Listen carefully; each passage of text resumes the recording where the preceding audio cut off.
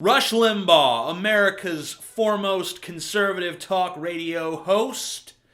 You know the guy I'm talking about. He's got a double chin the size of a sack of drowned kittens, Meow, meow. You know the guy I'm talking about. He said something very interesting recently. He said, "For the first time in my life, I am ashamed of my country." Ladies and gentlemen, for the first time in my life, I am ashamed of my country. And why is he ashamed of his country? Because spending, ladies and gentlemen, is out of fucking control.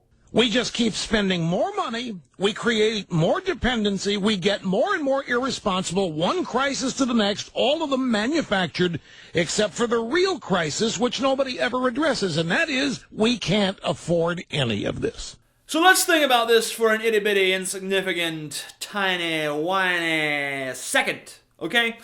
He said this is the first time he's ever been ashamed of his country. Well, I want you to realize this is not some young guy saying this. This ain't no 20-year-old kid who's just like, I'm ashamed of my country for the first time in my life. This is a 62-year-old man who is saying that he is ashamed of his country for the first time in his life. Let me just put that into perspective for you. Rush Limbaugh was a teenager when segregation ended. He was a teenager when segregation ended. He was a teenager when segregation ended, but he was not ashamed of segregation. He was in his 20s when the war in Vietnam ended. In his fucking 20s when the war in Vietnam ended. This is a war that cost 50,000 American lives, and we absolutely did not need to fight. We fought it under false pretenses, and he was not ashamed then. Let's not forget the more recent example of a war fought under false pretenses, the war in Iraq. Not only was he not ashamed of our country in the lead up or during the war itself, he supported it. He was a cheerleader. Here is a Rush Limbaugh quote about people who oppose the war. People like me and probably a lot of you. It's beyond me how anybody can look at these protesters and call them anything other than what they are. Anti-American, anti-capitalist, pro-Marxist communists.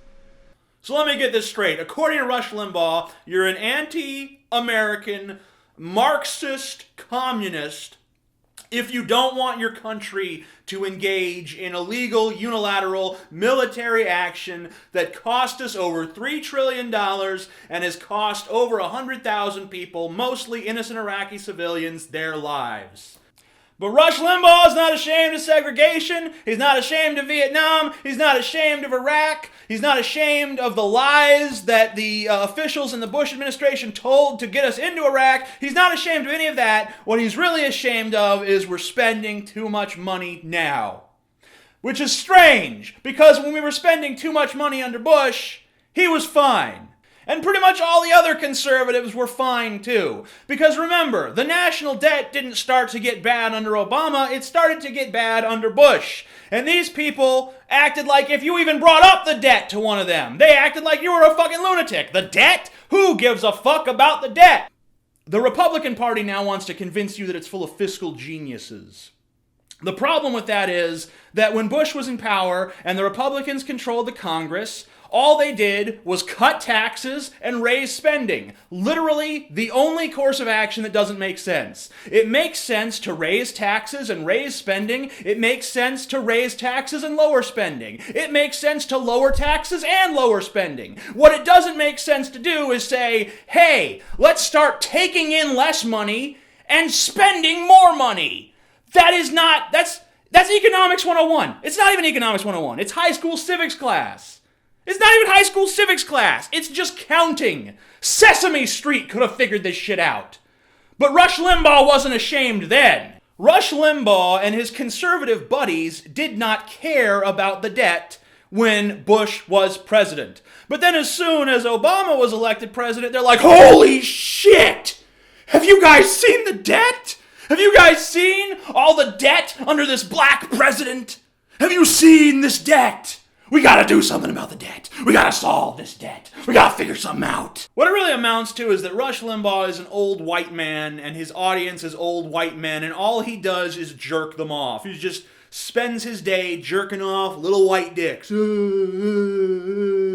reason that America sucks now is because minorities have too much power. The reason that you got a divorce is because gay marriage. The reason that you're fucking fat and stupid is because Obama. The reason that all the good jobs are going overseas is because the liberals in Congress. You know, he tells these white people that they're victims, that the system is oppressing them, that once they controlled America, but their control is waning. But you know, I'm not here to bust Rush Limbaugh's chops. I'm actually here to welcome him to the Ashamed of His Country Club.